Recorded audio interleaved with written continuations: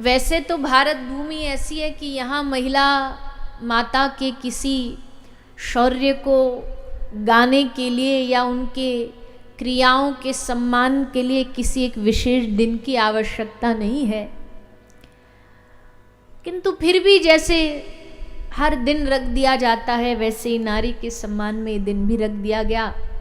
सब भारतवर्ष में, भारत से बाहर सब लोग विश्व महिला दिवस मनाते हैं।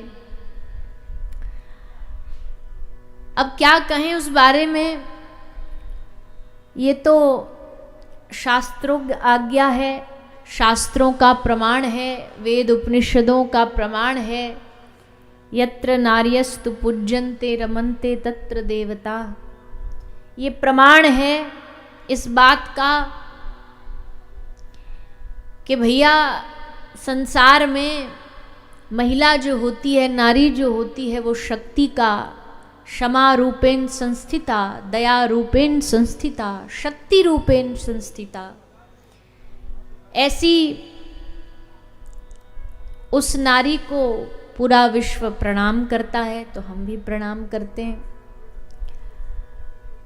महिला नारी कन्या के विषय में ज़्यादा बोलते हैं तो लोगों को लगता है भैया ये खुद इनका शरीर नारी का, इसलिए ज़्यादा शायद गुणगान गा रहे हैं, पर ऐसा नहीं है।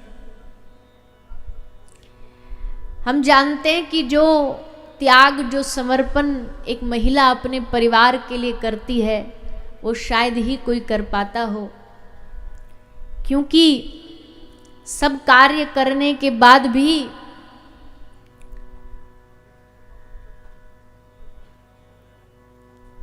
मांग उसकी होती है पर सिंदूर पति के नाम का होता है, कलाई उसकी होती है पर चूड़ियां पति के नाम की होती है, बालक उसके होते हैं पर बालक के नाम के पीछे नाम जुड़ता है पिता का।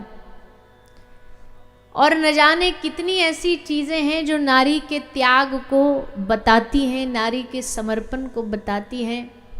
और भैया हम तो ज़्यादा क्या बोलें, हम तो इतना ही कहेंगे अपनी कथा का अनुभव बता करके कि नारियों से ज़्यादा धर्म भी किसी में नहीं हो सकता। कहीं भी कथा में चले जाइए, संख्याओं की तादाद जो होगी अधिकांश वो महिलाओं की ही होगी, अधिक तादाद, अधिक संख्या। वैसे तो गोविंदगढ़ में भाई लोग भी कम नहीं है, बराबरी की टक्कर दे रहे हैं। हाँ, जितनी महिला इतने ही हम। पर अगर हम चारों ओर देख करके अपनी कथाओं का अनुभव कहें तो उसमें अधिकतर जो होती है महिलाएं होती हैं, क्योंकि धर्म में ज़्यादा रुचि रखती हैं। बचपन से ही इनके व्रत चालू हो जाते हैं, पति व्रत, सोमवार को व्रत करेंगी अच्छा पति मिल जाए, फिर पुत्र के लिए व्रत, फिर उनकी लंबी आयु के लिए व्रत, पति की लंबी आयु के लिए व्रत। एक भाई परेशान होकर के बोला कि ये सारे व्रत महिलाओं के लिए क्यों हैं? महिलाओं के लिए क्यों है कि करवा चौथ को जल पी लेंगी तो पति की आयु घट जाएगी, उस दिन व्रत नहीं रहेंगी तो पति को बीमारी हो जाएगी, रोग हो जाएगा। ऐसा कोई, इतने सारे व्रत हैं कि महिला ना रखें तो पुरुषों को नुकसान होगा, पर एक व्रत नहीं है जिसको पुरुष ना रखे और महिलाओं को जुकाम भी हो जाए। तो ये तो हमारे साथ नाइंसाफी है। तो कहा कि देखो भैया ऐसा नहीं है, ये तो खैर एक परंपरा बोल दी गई है तो चलती है। बाकी इसका व्रत रखने का मतलब परिवार के लिए समर्पण होना है, कि वो अपने लिए नहीं करती, वो दूसरों के लिए करती है। और उसको किसी विशेष प्रकार का कोई ताज, कोई क्रेडिट भी नहीं चाहिए, क्योंकि अक्सर देखा जाता है जब पुरुष बाहर से काम करके घर आता है तो महिला को क्या बोलता है, महिला को बोलेगा कि सारे दिन घर ही तो रहती हो, करती क्या हो। अब अगर वो अपनी ड्यूटी गिनाने लगे कि सारे दिन घर में क्या करती है, समय आने पर घर की पहरेदारी वॉचमैन का काम करती है, सुबह सुबह 5 बजे अलार्म का काम करती है जग करके, फिर घर की शेफ रसोईया भी स्वयं बन जाती है, घर की सेवादार भी खुद बन जाती है, बच्चों की मास्टर भी खुद बन जाती है, 24 घंटे कार्य में रत रहती है। और फिर अगर कोई उससे पूछे करती क्या हो, अब वो अपना बिल पकड़ा देना तो होश भूल जाओगे कि हमको भी महीने की तनख्वाह दो, जैसे आप लेकर के आते हो।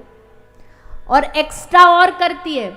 हम कल भी एक पत्रकार भाई पूछे थे, हमने कहा देखो पुरुषों को तो 6 दिन काम, 1 दिन तो छुट्टी मिली जाती है, रविवार को तो हर उसकी छुट्टी हो ही जाती है कि भाई संडे है, आज छुट्टी हमारी।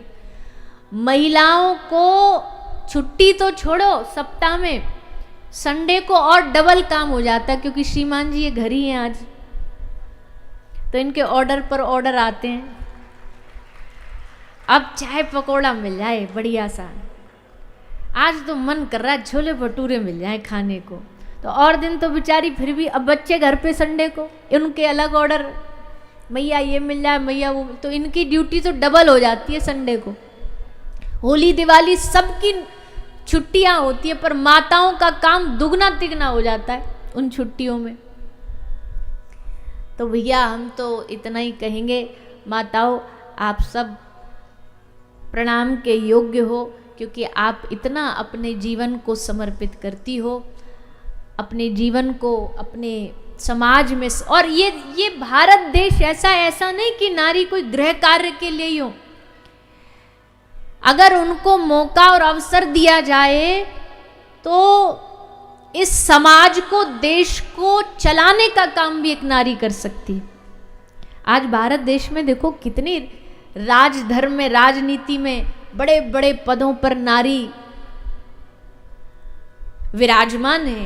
प्रणाम है इस समाज को जो इस चीज को आगे बढ़ाता है कि हाँ हमारी पुत्रियां, हमारी बेटियां, हमारी कन्याएं, हमारी बहुएं आगे बढ़ सके। और करना ही चाहिए भैया। एक बात सुनो सब ध्यान से, आज समाज बदल रहा है और बदलना चाहिए, पर कुछ कुछ अभी भी कहीं ऐसी बीमारियां हैं जहां अभी भी ऐसा लगता है बेटी हो गई तो मतलब क्या हो गया, बोलिए ना। अच्छा, जब हॉस्पिटल में डॉक्टर बोलेंगे ना बेटी हुई है, अब बाहर जाकर के क्या बताएंगे, पूछा किसी ने क्या भाई बताओ क्या खुशखबर, लड़की हुई है। तो लड़की, अच्छा लड़की भी नहीं, लक्ष्मी आई है। अब लक्ष्मी आई है और मुंह लटका हुआ, ये दोनों चीज कैसे हो सकती है। लक्ष्मी आई है तो एकदम खुश होके कहो अरे हमारे घर में ठाकुर जी की सखी आई है, हमारे घर में राधा रानी की सहेली आई है। अब एक तरफ मुंह लटकाए रखेंगे और ऊपर से लक्ष्मी आई है। धन्य है वो समाज और धन्य है वो परिवार जो आज भी पुत्री के होने पर ढोल नगाड़े बजाता है और मिठाइयां बांटता है कि हमारे घर में एक पुत्री का जन्म हुआ। खुशियां मनाइए। क्यों, मैं हमेशा कहती हूँ ये समाज सबसे पहले अगर एक कन्या का जीवन का सबसे बड़ा अधिकार छीनता है तो उसके जन्म होने की खुशी छीनता है, उसके जन्म होने का उत्साह छीनता है। लेकिन भैया ऐसा नहीं होना चाहिए। देखो सब दुनिया में भगवान की बगिया है, सब अलग अलग फूल हैं, बेटा भी, बेटी भी, लड़का भी, लड़की भी, सब अलग अलग पुष्प हैं। सबको स्वीकार करो, सबको सम्मान से स्वीकार करो। ये भेदभाव अब इस पढ़े लिखे समाज में नहीं होना चाहिए। और अगर तुम्हें लगता हो कि नहीं पहले का एक समय था तब तो पुरुष वर्ग विशेष परिश्रम करके आगे बढ़ता था, पर आज तो जमाना ऐसा है, तुम बेटियों को मौका तो दो, तुम्हें वो करके दिखा देंगी जो तुम सपने में भी नहीं सोच सकते। अवसर तो दो, मौका तो दो।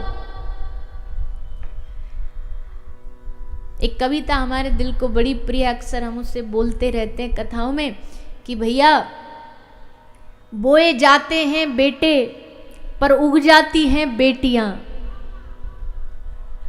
क्या बात है, 4 दिन में एक्सपर्ट हो गए आप। वाह वाह वाह वाह।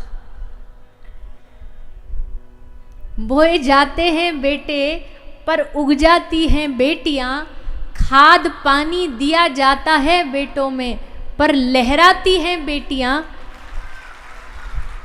अरे पूरा सुन लो, रुक जाओ। एवरेस्ट पर ठेले जाते हैं बेटे, पर चढ़ जाती हैं बेटियां। सुख के सपने दिखाते हैं बेटे, पर जीवन को यथार्थ करती हैं बेटियां। और एक कुल को रोशन करता है बेटा, पर दोनों कुलों को रोशन कर देती है बेटियां।